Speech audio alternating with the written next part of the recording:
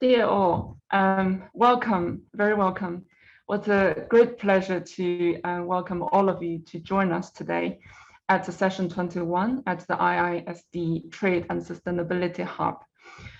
Today, we will discuss minimum environmental standards at the WTO, a way to avoid a fractual environmental turn of trade policy that disadvantages producers from developing countries. In doing so, our invited panelists today will have two rounds of discussions, and they will address three key questions on this topic. So these three questions include, first, how could the development of an environmental minimum standards at the WTO help minimize barriers to trade while supporting a transition to a sustainable global trade system?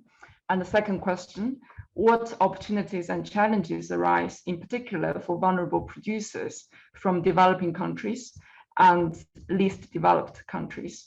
And the third question, so that's in our second round of discussion, what could the next steps be to commence such a process in an inclusive manner?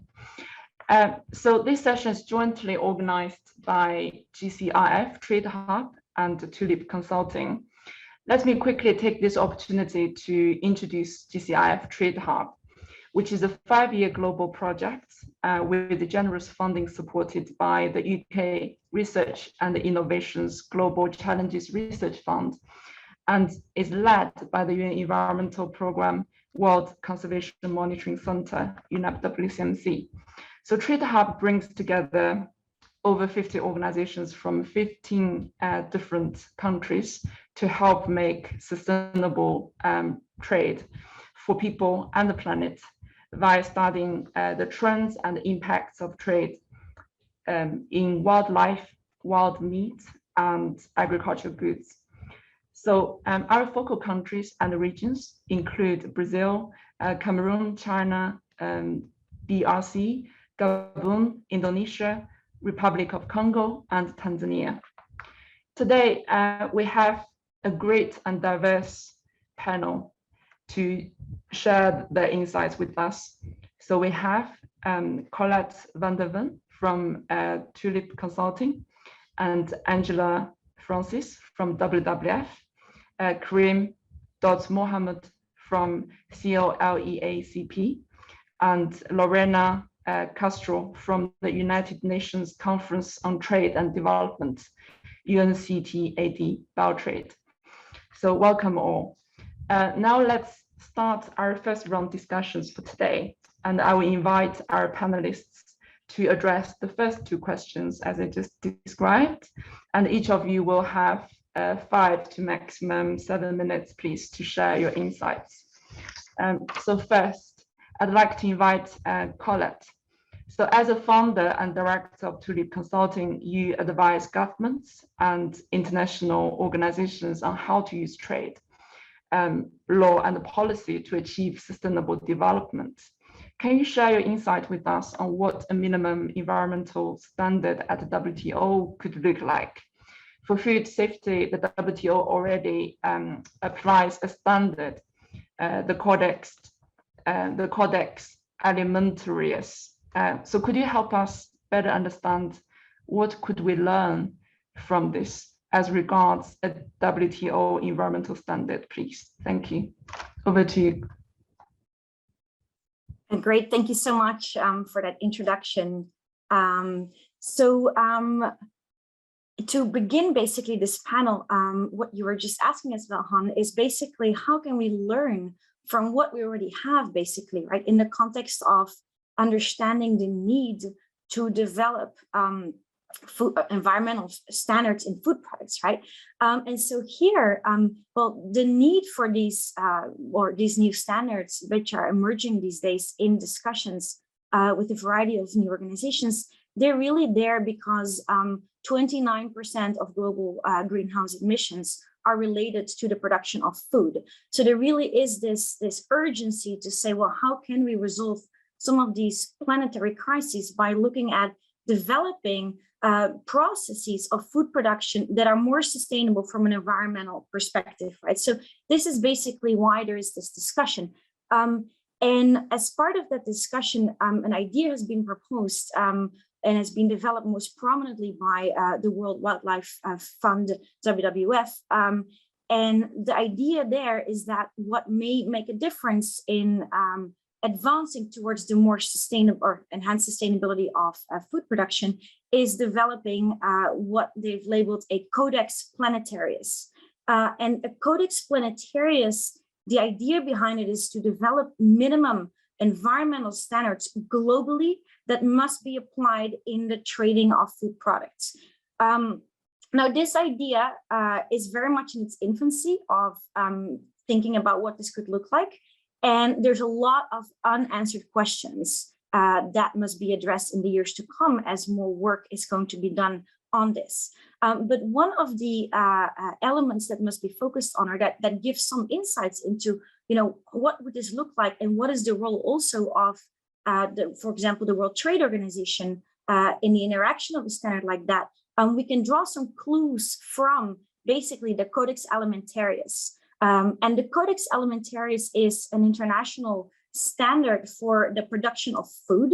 So when we import food products or when we buy food products in the supermarkets, these products comply with these minimal environmental food standards that have been developed in that codex. And that codex, a lot of us are familiar with that because it's really become something that that's a cornerstone of the international food system. But it's interesting to note that it took about 100 years to develop the Codex Alimentarius. And its origin is in the Austrian-Hungarian Empire, where they had a Codex Alimentarius Austraeus, where basically there was the need to ensure food safety in the empire. So this is really where the name comes from, but the origin was also laid. And then around basically the 1950s, it became a pan-European standard. And around the 1960s, after the Second World War, it became a global standard. And this was done out of concern that a lot of different countries were developing national food standards, right? So standards on the degree of, for example, pesticides in the product, or standards on things like heavy metals used in fertilizer, or things like really to ensure the safety of the product. So there was a concern that these different national food standards were generating a non-tariff barrier for trade. So this is when that Codex Alimentarius became an international standard. It didn't have legal effect at the time. That only happened later on in the 1990s, when 1995, when the WTO was created. The sanitary and phytosanitary agreement of the WTO basically has a reference to the Codex Alimentarius, where it encourages as well as in certain ways requires countries to base and develop their food standards on this Codex Alimentarius. So that gave it legal effect, that made it scientific principles underpinning basically these standards in global trade. And that is, especially for trade lawyers, what is being referred to a lot in the context of the WTO. Now, the question is, can we do something similar for the Codex Planetarius, right? Which is not yet developed, but would there be a way to do what happened in the Codex Alimentarius, but then for environmental standards in food products? And here, one of the key questions is to kind of get a sense of how and where a potential Codex Planetarius would be different from what we've seen in the successful development of the Codex Alimentarius, right? And there's a couple of areas where there might be some differences that would be important to further research and understand in this process. Now, the first one is a process point. Today, very few countries actually have mandatory environmental standards in food products, right? So that makes it potentially more complicated to extract global principles that will be applied. This is quite different than what happened in the Codex Alimentarius process, where you had that 100 years of development and lots of countries already developing food safety products that were then basically taken and extracted into a global system. So there is a bit of a process issue, and that might suggest that some additional work needs to be done before there's a ripeness for this agreement, really. But that's one point. Another point, which is more of a legal point, is in the Codex Alimentarius, most standards focus on food products, right? It's very much about the safety of consumption of that food product. However, in the context of environmental standards in food products, a lot of the emphasis is on production methods, right? So, for example, it would be about the application of fertilizer and the limitations to that, or methods concerning, say, animal welfare related issues, etc. So very much this concerns what we call in trade parlance non-product related production and process methods, right? And NPR PPMs. And that is slightly different under trade law than the product specific standard. So a question here is, what would be the implications of developing an agreement that would predominantly be focusing on the process of a product as opposed to the product itself and the standard therein. There's also questions about the institutional setup here. What organization would be monitoring this? And maybe less clear-cut compared to Codex Alimentarius, which is under the purview of WHO and FAO, just because the environmental considerations in the production of food, they are potentially much broader and implicate a lot of different organizations, right? So that might be one challenge as well. And I know I am running out of time here, but just to wrap it up, so with respect to the WTO, just kind of sharing a few more points there specifically, the key questions that there would need to be answered is, so where would this fit, right? Would this fit under the SPS agreement? There's a question mark there, predominantly because SPS focuses on, as I was mentioning, the food products, but it's sanitary and phytosanitary. It focuses on pests and diseases and contaminants and everything related to the safety of consumption, essentially, right? As well as health of animals, humans, plants, and things like that. There is a question whether the environmental production side of a food product would fit within that scope, right? Then there is an opportunity to potentially look at the technical barriers to trade agreement, the TBT agreements, where there's also a reference to building or basing a country's standards on relevant international standards without listing specifically what standards that would be. So this might be a potentially easier way to do it, but also here with a question mark as to whether non-product related process and production methods fall within the scope of the technical barriers to trade agreement, right? So there's also some jurisprudential questions, but I'm gonna not go into detail here, but I'll stop here in terms of kind of the overview of how this could be related to what's happened already under Codex Alimentarius and the legal implications under trade. Thank you. Thanks very much, Colette, for sharing your insight with us.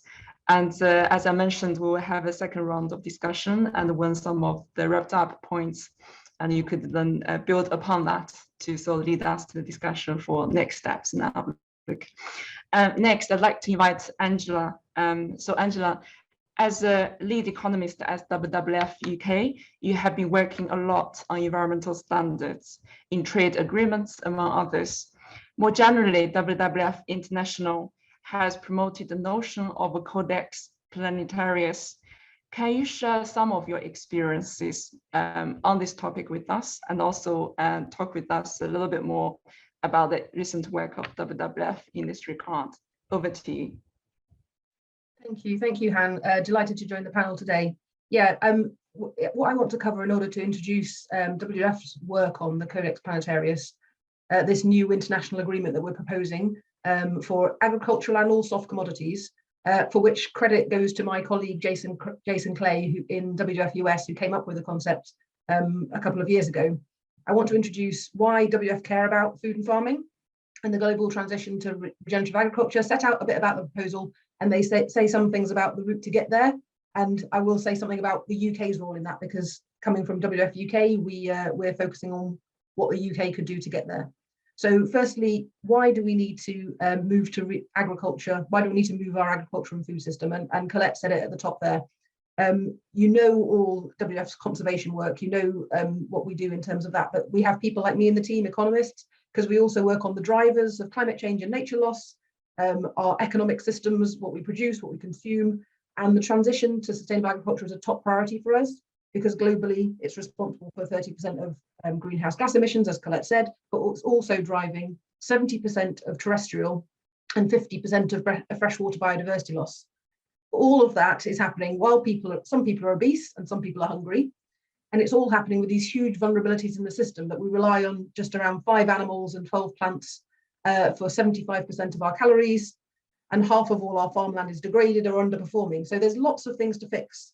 And WWF are advocating a shift to regenerative farming along with diet change, because that leads us to a path of net zero nature restoration. So when I say regenerative farming, just a quick definition, we're talking about farming that works with local ecosystems, produces food with fewer harmful pesticides and fertilizers, it restores the soil, it's using data and technology, of course, to monitor land and manage production, but it's doing that alongside diverse planting, more rotations, more mixed farming, and it does that in a way that allows us to get other ecosystem services that we need from land as well.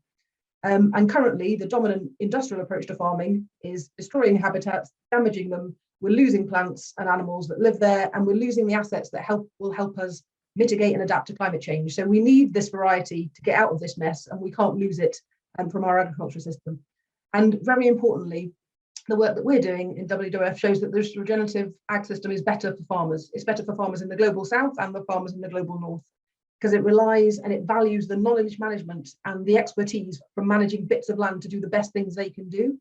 The research shows that in the global south particularly, it promotes better ownership models and job employment opportunities and wages, especially for women who are in farming, and the variety of crops and income streams you get from an agroecological approach reduces exposure to pests and diseases, it improves resilience, it improves family food security and local supply chains for the poorest and most vulnerable. And one of the things that's really important, I think, in this is we're talking about trade, but trade in food has got to sit alongside strong and resilient local and regional food markets. They don't replace each other, they have to work together. And that's one of the issues we need to fix. And farmers, farm workers and rural communities are less exposed to dangerous pesticides and poor air quality. So all of this is good. We know where we want to go, but we've got this massive incumbent problem. So conventional industrial agriculture versus regenerative agriculture. And I see them as the fossil fuel renewables of the food system. Conventional industrial agriculture is livestock and dairy dominated. It requires huge amounts of animal feed, and it needs to be replaced by regenerative agriculture, but that won't happen until we acknowledge the full cost of the system. And that requires us to shape and direct markets to do something different. And so just as we need a global carbon price, and those conversations are going on now, we also need this global agreement on minimum standards for food production. And as Colette said, WWF have proposed this Codex Planetarius, a book of the planet, if you want the translation, and it would complement and sit alongside the Codex Alimentarius, and that is the book of food, which focuses on food safety, and the Codex Planetarius would be this book of planetary safety. How do we produce food in a way that's safe for the planet? And it would, for example, include things like minimum thresholds for soil health, on habitat and biodiversity in farm settings, greenhouse gas emissions. It would look at reducing toxicity and ensuring clean air, water and land. Lower water take is very important, and improving water efficiency. And that resets where and what we should be producing. And it resets where are the places that we should be relying on for our food. And the benefits that we think of this would be, it provides a floor that would enable leading businesses who are doing a lot on this already to go further. So currently we've got a number of businesses looking at their supply chains and requiring higher environmental standards of their producers, but the bottom quarter of producers we've analysed cause about 50% of the damage and only produce 10% of the product, and voluntary action doesn't act on them. Also, a Codex Planetarius could reduce the proliferation of multiple standards at that very basic level. So farmers in developing countries are already part of global supply chains, and they work with voluntary and corporate standards. So this isn't new to them, but we would be able to design potentially something in a way that actually could support global farmers have a consistent floor of basic measures that are the same everywhere. And it's a better measure for agriculture than carbon alone. So policy is moving really fast on carbon, but there could be perverse consequences if we apply that to food by itself.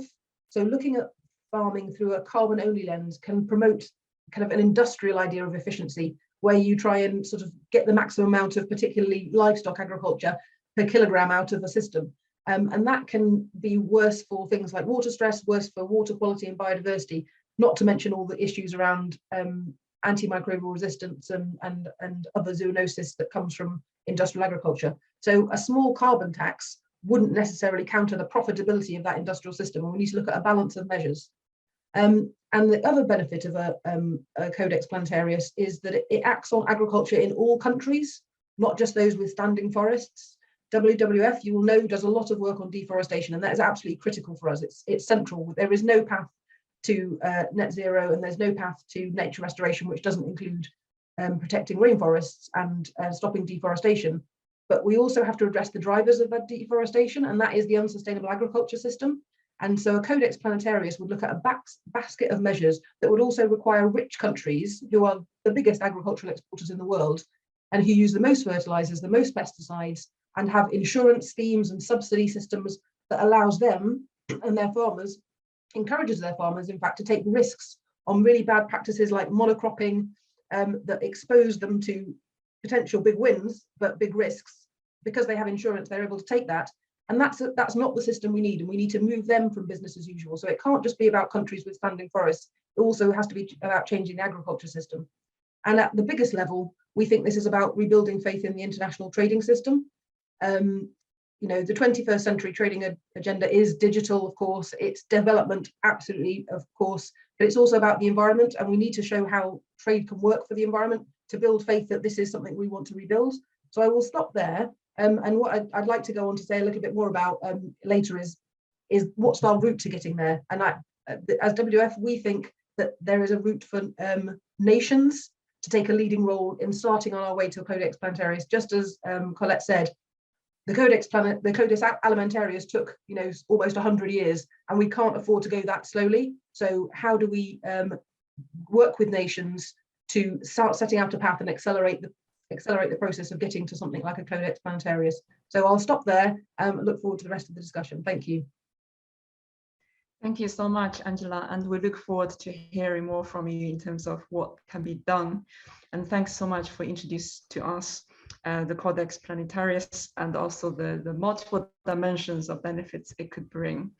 Next, I'd like to invite Karim. So Karim, you are the board member of COLEACP, an organization representing producers from ACP countries. Could you share with us the experience of your members, what they have had in the context of environmental changes and trade, and also what role or potential do you see for the WTO or general multilateral approach to environmental standards? Over to you, Karim. Thank you, Anne. Good morning, good afternoon, and good evening, because I know we have people from all time zones. So as Han mentioned, I am a board member for COLEACP, which is an organization that represents a network of companies within the ACP countries, ACP meaning the African, Caribbean, and Pacific region. And this is an organization that has been there. Can you please put the next slide, please? Thank you. No, the one before this, just to give the private sector perspective.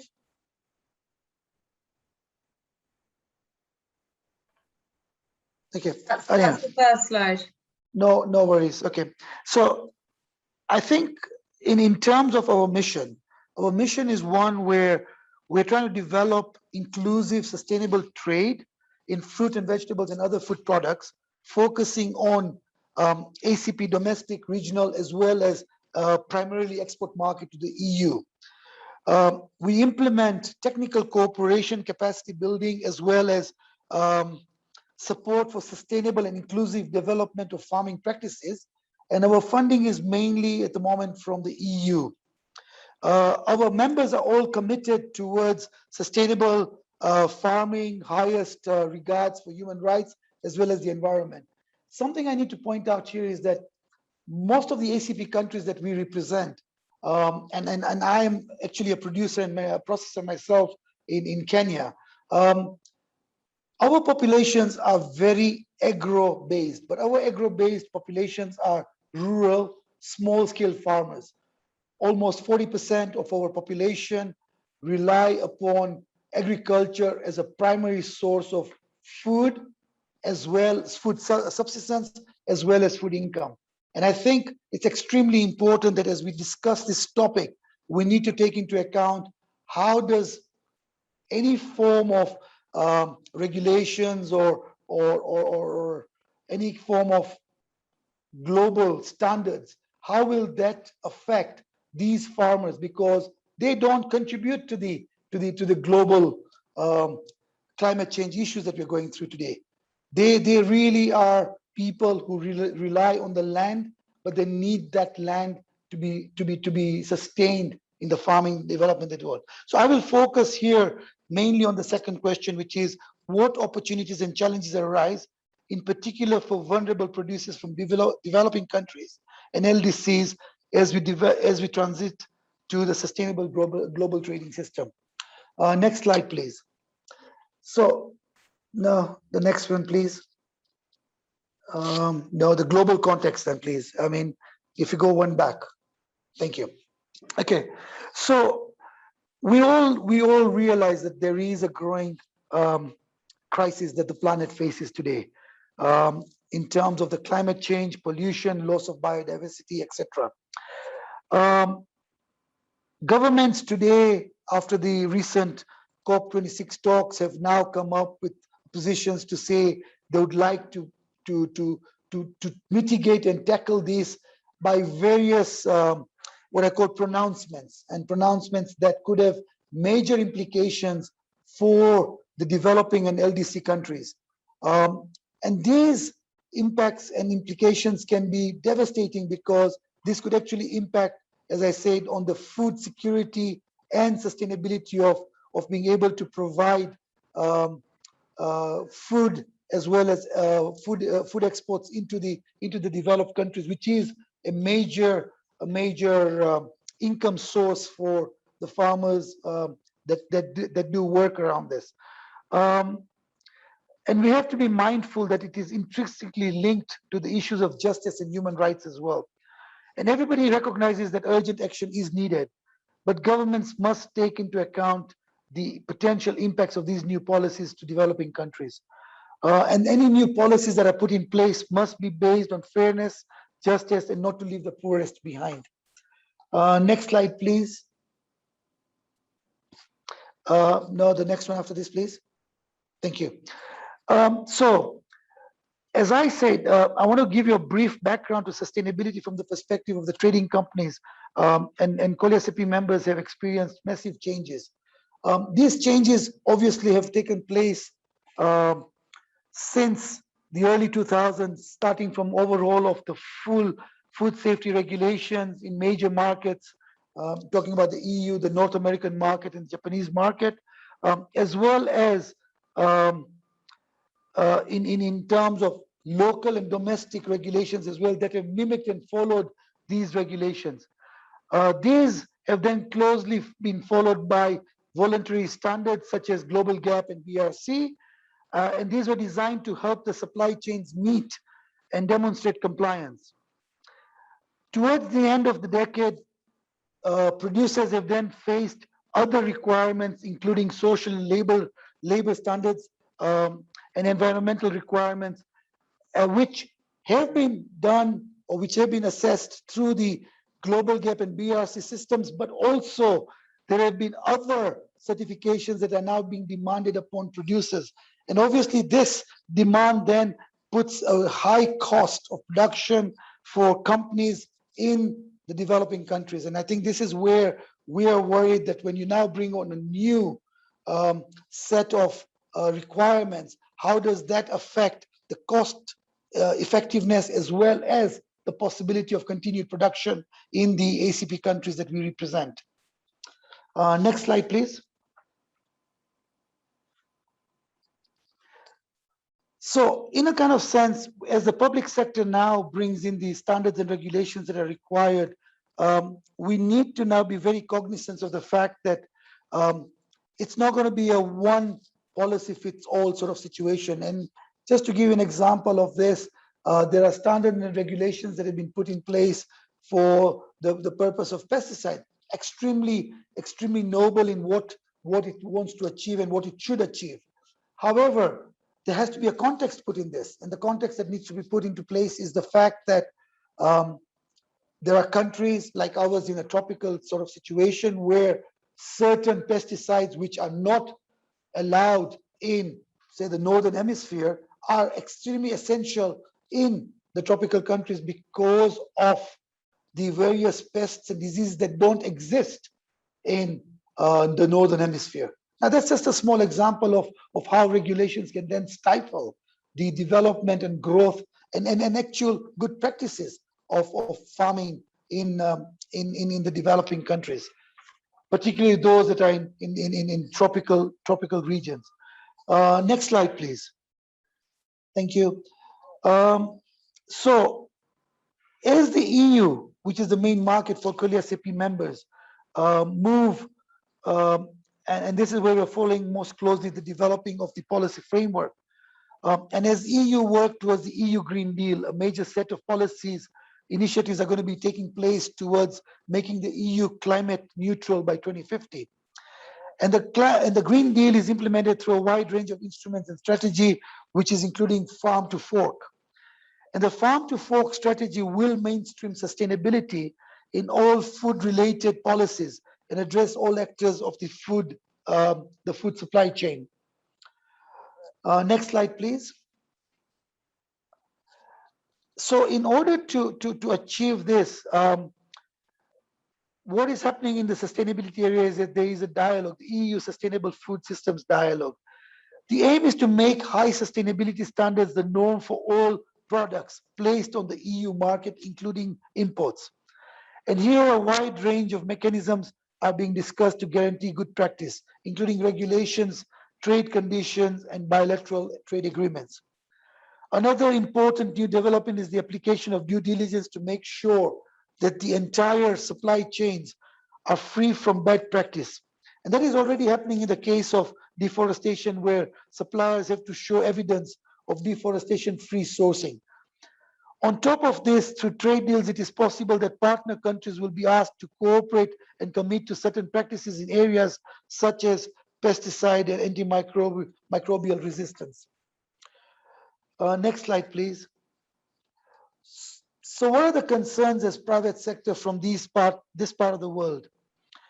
These developments are starting to ring alarm bells for developing country producers and exporters for a number of reasons. Firstly, both governments and industries don't tend to address financial sustainability, and this is problematic. The costs of meeting sustainability demands and certification are significant and are generally passed on to supply chain. Our experience as producers in the global south is that there's little willingness on the part of consumers or retailers in the north to cover the increased costs of meeting these demands. And this can be seen by the reluctance, or every time there is need to pass on costs. Even today, as we see increased costs due to logistics and other inputs, trying to get retailers and trying to get consumers to accept higher pricing is becoming a challenge. But I think there is a point at which, there will be a cost to food production. This is not just for the developing countries, but even for the developed countries. Yes, in the developed countries, they have the opportunity of being able to get subsidies and all. But for how long are the taxpayers in the developed world going to be able to sustain that? That's a question that needs to be put on the table as we start looking at what are the costs in being able to achieve the standards and regulations that will be put in place. And therefore, the worry that we also have is that these changes will create NTBs, new trade barriers, that will then force us to have, a disproportionate impact on our trading system and make it more difficult for the more vulnerable economic operators. Next slide, please. So as we go towards this journey, I think there's an importance to maintain a balance. And in the current situation, governments are starting to introduce conditions to trade, and there is no international standard to give guidance on what is the accepted environmental good practice. Everyone agrees there's a pressing need to protect the global environment and human rights. But when introducing new policies, there is often a fine line between having a positive or negative impact on the most vulnerable.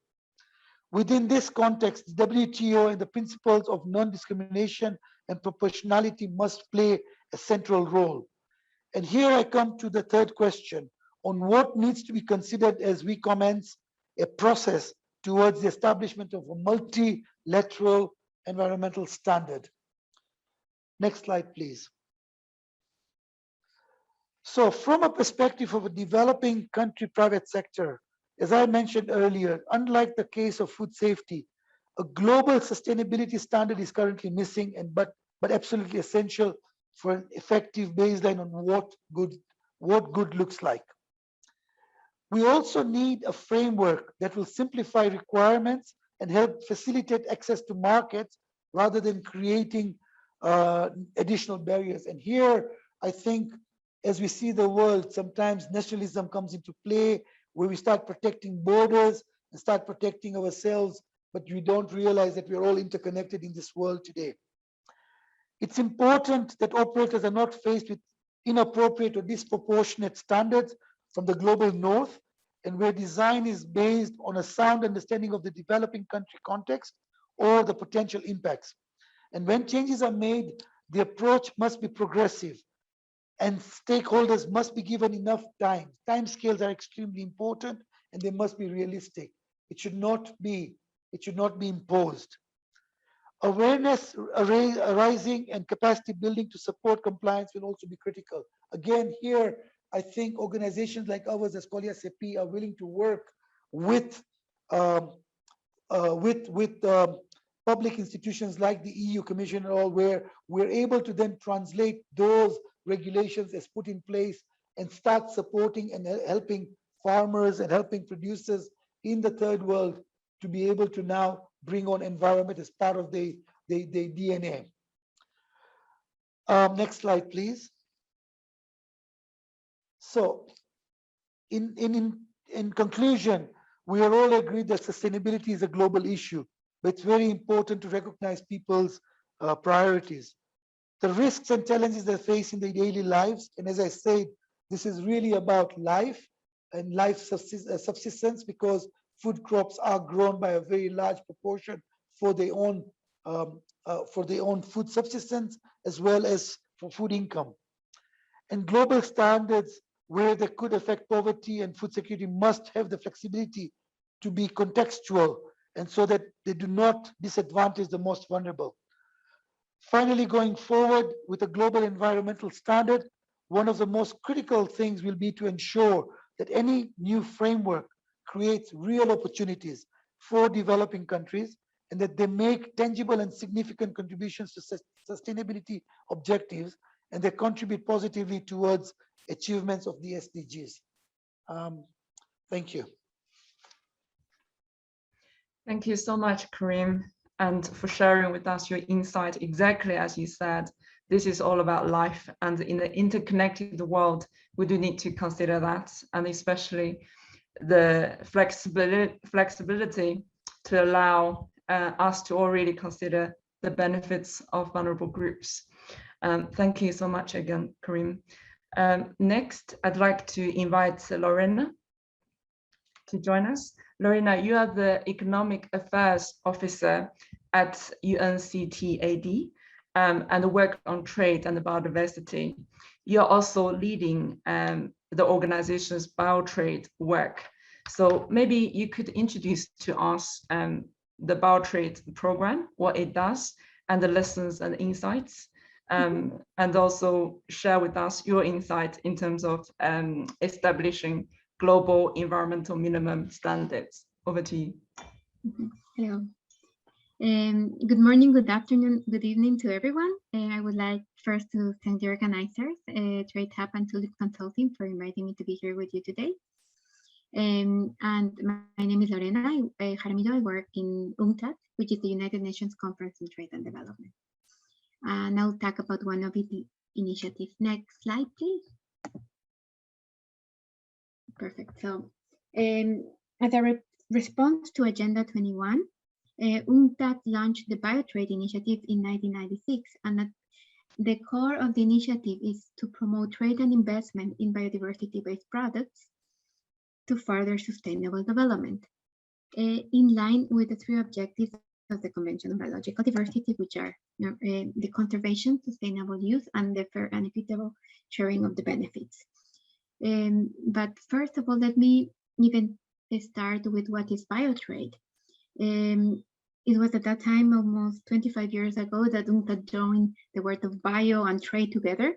And normally what we're doing is it relates to the activities of collection, production, transformation, and commercializations of products and services derived from biodiversity and their social, environmental, and economic sustainability criteria.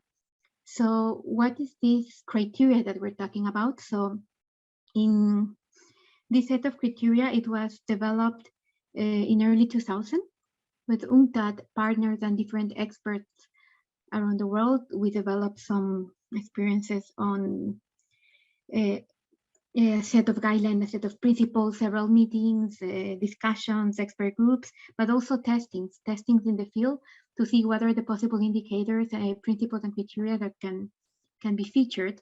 And we came out with a list of 7 principles and criteria that were used in 2007. These, in a sense, are a set of guidelines that enable governments, businesses, and even entrepreneurs to implement practices that are biodiversity friendly and contribute to poverty alleviation, and particularly by access and benefit sharing. This process, because imagine it was in 2007, we needed to be aligned to the international agreement, to international agreements and development processes that have emerged since that year, like the Nagoya Protocol on access and benefit sharing, but also considering the valuable experiences gained by partners around the world. We started and updated these principles and criteria and finished it in 2007. You can see them in the screen. The first one are directly the objectives of the Convention on Biological Diversity. And number 4 relates to the socioeconomic sustainability. The number 5 is legal compliance with national and international regulations. And number 6 relate to the respect of the rights of actors involved in biotrade activities. And this one is very interesting because it complements the next ones, which is the right to use and access natural resources, where you consider also the impact of the biotrade activities in the broader development of other actors involved in biotrade. These principles and criteria that we adapted are including now to terrestrial, to marine, and to other aquatic ecosystems. These are complemented by approaches, which are different approaches that are the value chain, sustainable livelihood, ecosystem approach, and adaptive management that complement the biotrade framework. So these are tools that we have been implementing and developing with partners in different countries around the world. Next slide, please. But let me tell, perfect. But let me tell you, it could be a little bit abstract. So I tried really to put it, what we have done.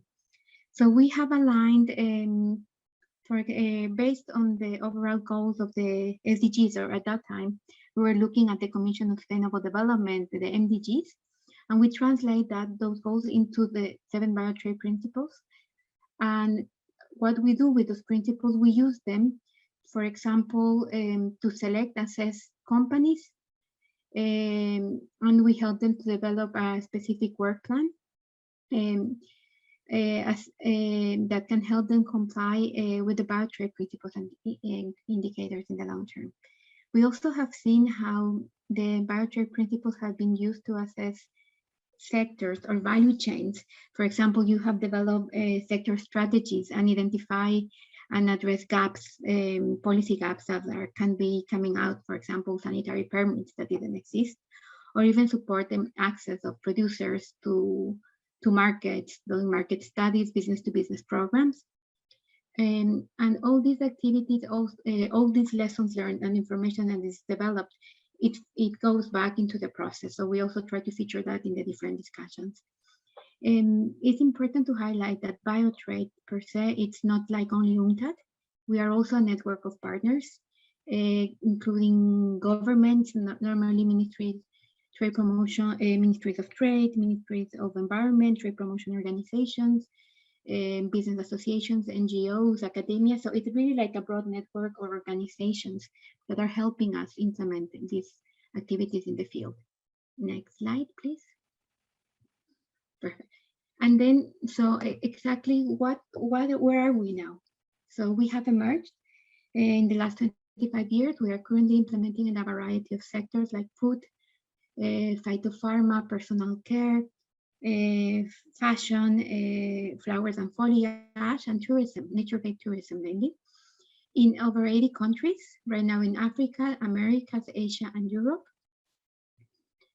And we have, throughout the years, we have seen also how the importance of sustainably sourced products and services has been gaining momentum. In 2003, our sales of the beneficiary companies or projects that work under the and implement the Biotrade principles and criteria were around $40 million. And now the data of the sales of the companies last year, despite the pandemic, we were 9 billion euros. So it has been a very huge increase of the activities we're doing. The work that has been implemented is very broad, very specific to the different sectors and to the different circumstances of the countries. And this is really like in a nutshell, what do we do? But also you can visit our website for the information in there and the studies that we do. And I wanted the next slide to just conclude also with the lessons learned. In the lessons learned that we have had since the Biotrade principles and criteria were launched, it's like we didn't focus on the standard. We focus on a guideline, a set of guidelines that can be adapted to consider the specific characteristics of the countries. These are sort of an umbrella set of guidelines, like an entry point. Sorry, I'm getting a cold. So the second slide, the second point I wanted to highlight is that it's important to any set of guidelines or standards to keep them relevant and updated, and bring and build as much as possible on practical experience.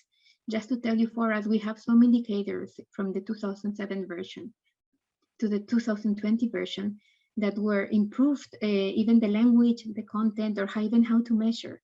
And that really help us, the practical experience of the partners for 13 years doing this in the ground. That really contributed and to help us improve what we are promoting. The third topic that I wanted also to highlight is what Karin mentioned. It's important that whenever guidelines are developed, you need to provide guidance, technical assistance, and tools to implement them, not only to the companies, because of course they are the final users, but also to business support organizations. And in our case, we're also providing guidance and support with the governments that are using our principles and criteria. One of the tools that we currently develop with the International Trade Center is an online self-assessment tool for companies and projects that anybody is accessible to everybody. You can go to the website and create an account. That's the only thing you have to do. But then after that, there's a survey, a questionnaire that can help you assess your practices against the Biotrade principles and criteria. As a result, you will have areas where you need to improve, areas that could be similar to Biotrade, and can help you also access to the Biotrade Studies Network and the partners that are working in the field. Then the other 2 points that I wanted to highlight is that you need clear goals, and also need to consider the needs and bring benefits to users, to all the users that are involved. In our case, we have seen that the Biotrade principles and criteria have been used by governments to create policies or strategies. For example, In Peru, they use it to develop the guidelines to identify and promote biodiversity-based businesses. And that can help us also, for example, they're promoting and creating catalogs to facilitate them, knowledge and access to markets, but also help them participate and liaise them with other ongoing projects that could be relevant. And for companies, you need to provide them tools for them to benefit. For example, in terms of sustainability, maybe they can also support reporting to GRI, or can also generate cost reduction and compliance with regulations. But you also need to consider the language, not the language that you present on any standard or any guideline is different if you're talking to scientists, if you're talking to government, and if you're talking to companies. That's also something that you need to consider, to which level are you going. And just to conclude also that the voluntary sustainability standards are important to address the challenges, but it's one of the challenges. And it also, we have to think that this will help us and will be very important to mainstream sustainability practices into supply chains, and hopefully also contribute to like all the topics that we were discussing before my presentation. And last but not least, before I conclude, I wanted to invite you all next week on 9 December. We will be organizing our Biotrade Congress.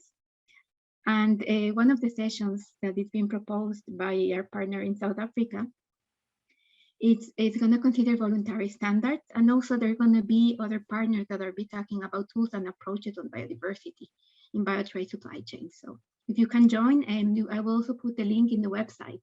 And I hope to see you there. And thank you very much.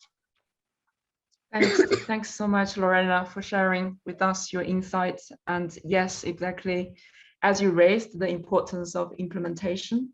So this actually leads us to our second round of discussion for today, which we will look at the outlook and next steps. To save time, I just want to caution our panelists, can you please keep your sharing within 3 minutes so we can allow some time for interaction with the audience. First, can I invite Colette from a trade law and a policy perspective? What could you consider as relevant next steps to take these discussions and this topic forward? Over to you. Thank you very much for that. So in terms of relevant next steps, I wanted to weave that into also two questions we got in a chat box. One asking whether the difference between a Codex Alimentarius and a Codex Planetarius isn't the focus on consumers of the Alimentarius code versus producers of the potential planetary Codex Planetarius.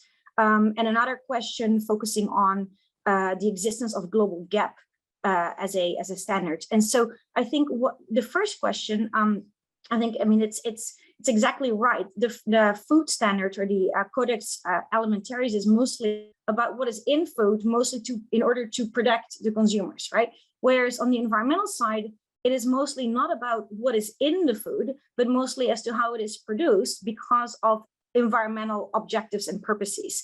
The question there being, what does this mean in terms of political buy-in? And perhaps this might present some different complexities, given that consumers are often the focus of governments. Well, I think here, what we've already heard in the previous interventions by other speakers is that there really is, on at least a number of the European Union is a bit of a front leader here, but there is a movement towards understanding the urgency of tackling environmental implications in food production because of the planetary crisis we're currently living in. So that emergency has a linkage to consumers as well. Increasingly, there's an interest on the consumer side to get a sense of, well, I want to make sure that my environmental footprint is minimized, right? So I want to buy in the supermarket this product that has not been produced, for example, by generating deforestation or things like that, right? So there is that movement, which is why politically these discussions are currently happening.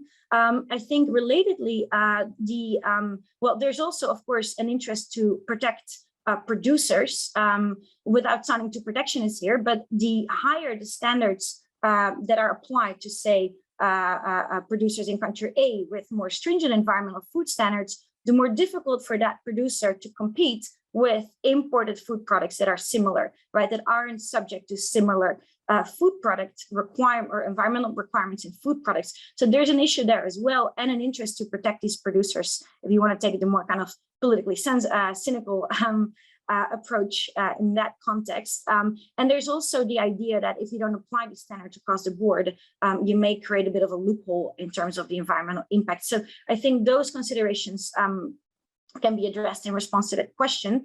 Moving on now to the global gap also, there are existing private standards that are tackling food safety, and that also includes a reference to certain environmental best practices in food production, including global gap. Those, however, are private standards. They're not mandatory. They're usually applied by, say, big supermarket chains where they say we only sell products that have that certification, right?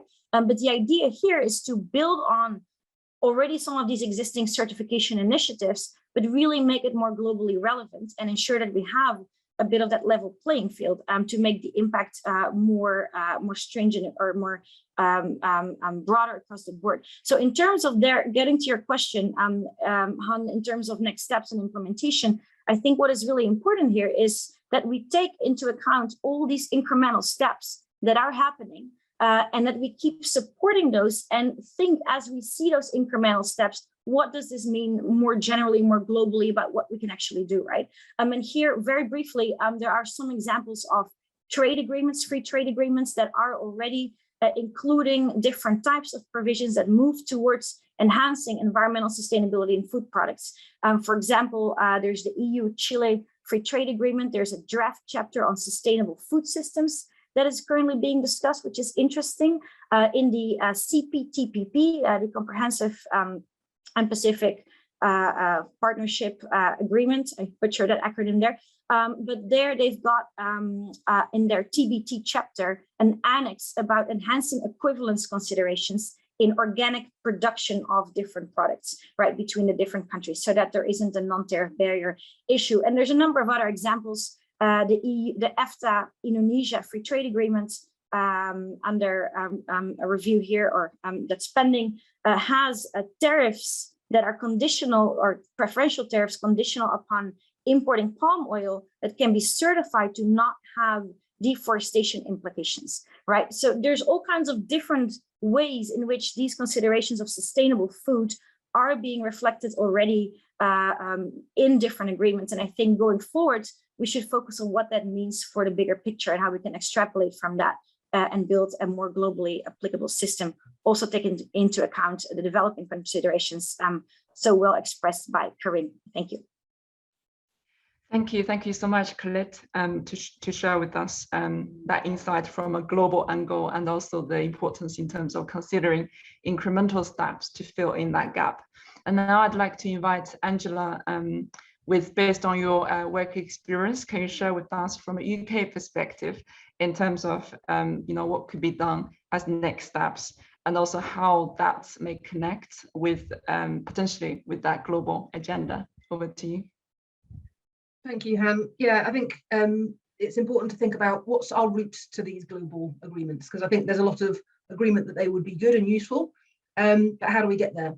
WWF are advocating that leading national actors on sustainable agriculture do two things, and we're counting the UK as one of those leading national actors, and we're saying that we should start the process of developing some national, what we're calling core standards, environmental standards, and start championing this multilateral discussion on the Codex Planetarius.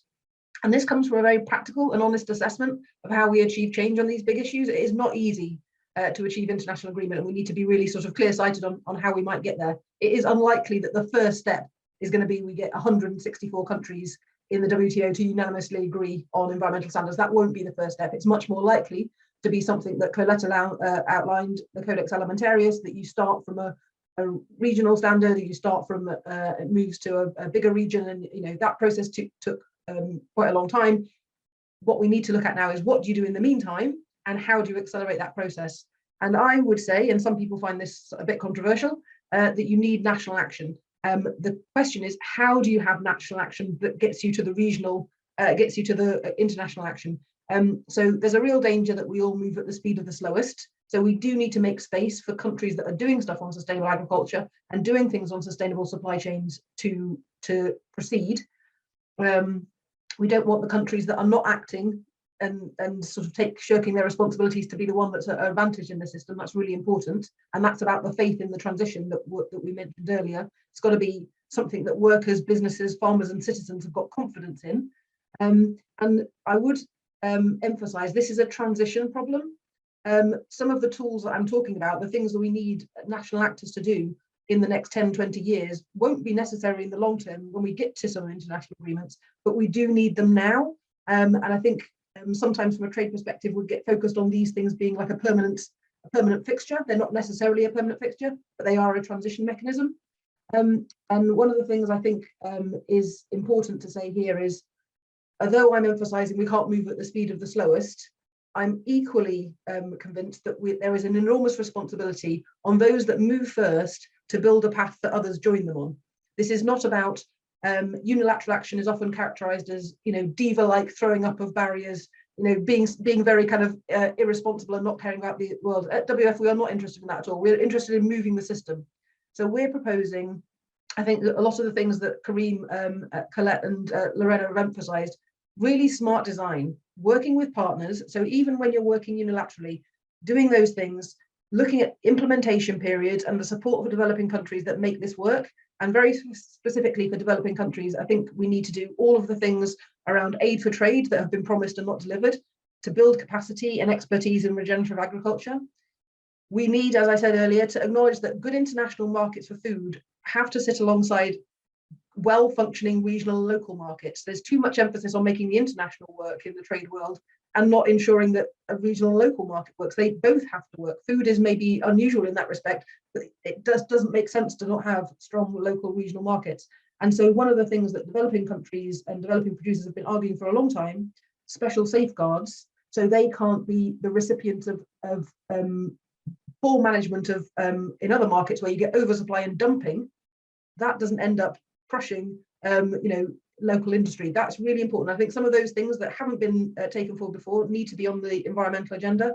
And as well, everybody will know, ensuring that subsidies that are more prevalent in the rich countries are reformed. And where they are reformed and supporting sustainable agriculture, that knowledge is shared. We can't have just thinking about sustainable trade from a standards point of view. We need to have these other pieces of the pie working as well. And the UK should be a leader in this because we're doing so much on sustainable agriculture. We have to start taking this forward, and we should be a good actor in terms of how we work with developing countries. The co-sponsorship of FACT, the forest agricultural trade is one example I think that the UK can follow in this path. But it does require national action at the same time as international action. We need to do both at the same time. The twin track approach is what we're advocating, and I'll stop there. Many thanks, Angela.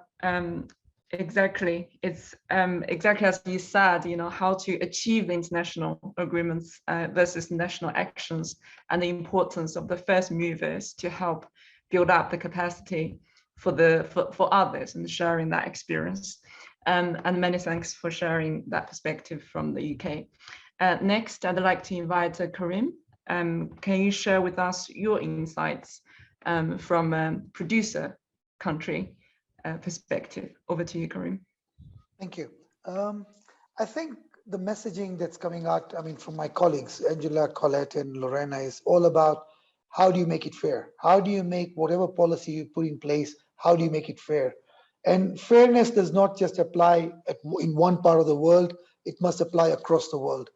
So one of the things that, again, I need to emphasize is that being in the third world, our challenges and perspectives are different. We must recognize that for centuries, farmers in the developing countries have been sustainable in their own ways. It's only that they become unsustainable when we started introducing what I call developed world applications, fertilizers, pesticides, whatever, because there were natural remedies, there were natural ways of doing things. Yes, it does improve productivity or whatever, but these were introduced.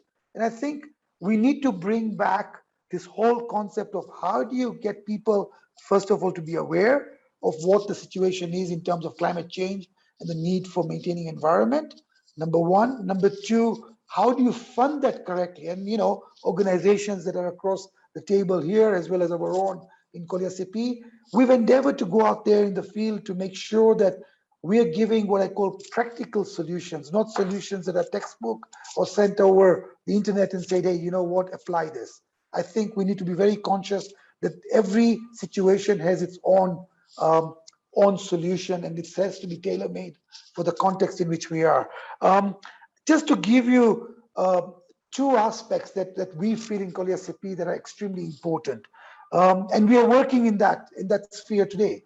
One is soil regeneration. We've all recognized in the third world, as I mentioned, there's a huge problem where fertilizers have been used indiscriminately to an extent because they were marketed as such. They were marketed as the magic bullet.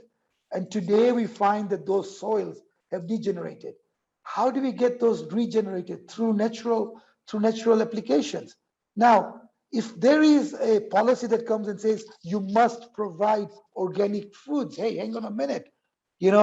To make organic foods, you need to have certain conditions, including leaving the land fallow for some time so that these soils become organic.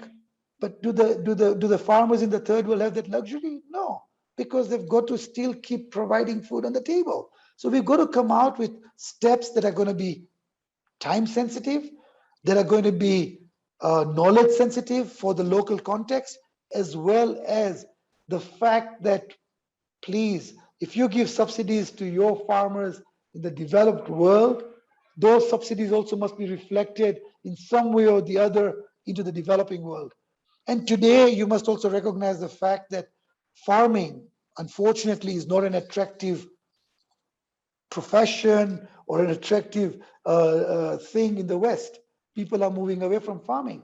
So you're going to see more and more food production being transferred, and there'll be more and more food importation coming in.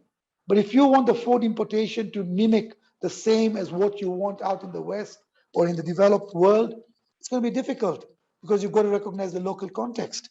So I think appropriate technology, opportunities of being able to bring in sustainable farming in the right time frame, I think those are going to be the opportunities that we look at.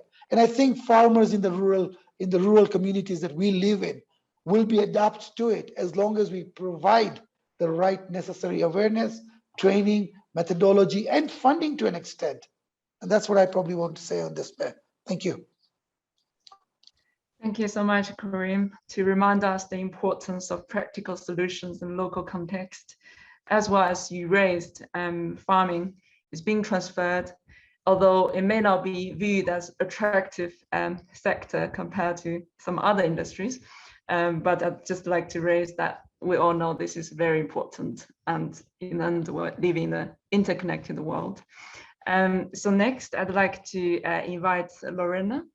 Can you share with us experience from the perspective of Biotrade and your work? Over to you. Thank you very much, Han. And yeah, I support the comment that was said before. I am the last speaker. I will really try to focus maybe on some additional issues that I thought.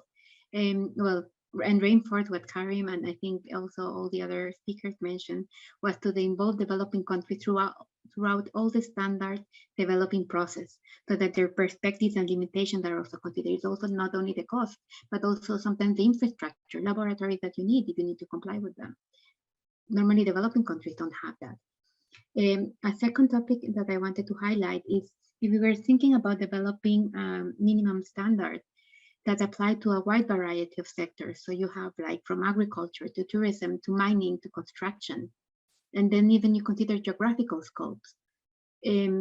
Normally how we started, to tell you the truth, with a specific sector.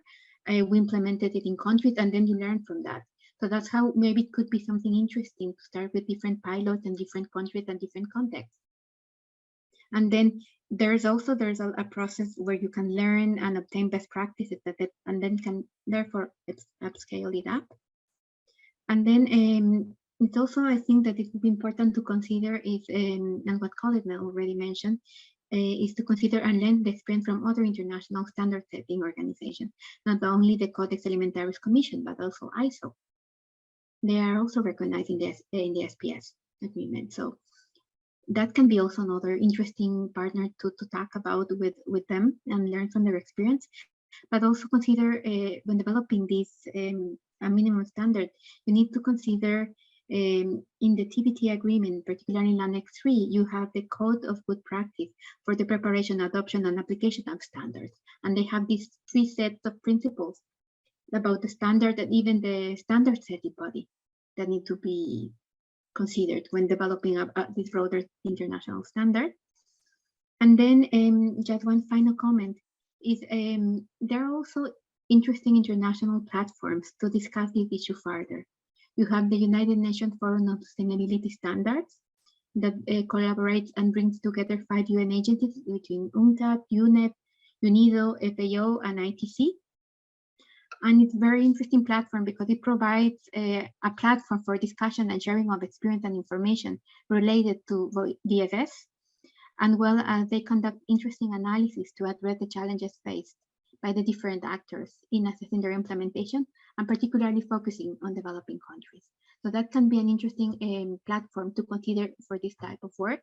And I was also asking around with my colleagues in UNCTAD, and there is also this very interesting experience that UNCTAD developed the UN guidelines for consumer protection that could be important to learn how they started. It took them a couple of years, but not 100 years, so it was a much shorter term. And the interesting thing about these guidelines is that they were adopted by the UN General Assembly. And they provide main characteristics of effective consumer protection legislation and enforcement. They also guide member states in formulating local policies. And they organize meetings, I think, every 5 years where you share the experiences and information, and it's normally organized here within UNCTAD. So just that is some food for thought of ideas of how to move forward. Thank you very much.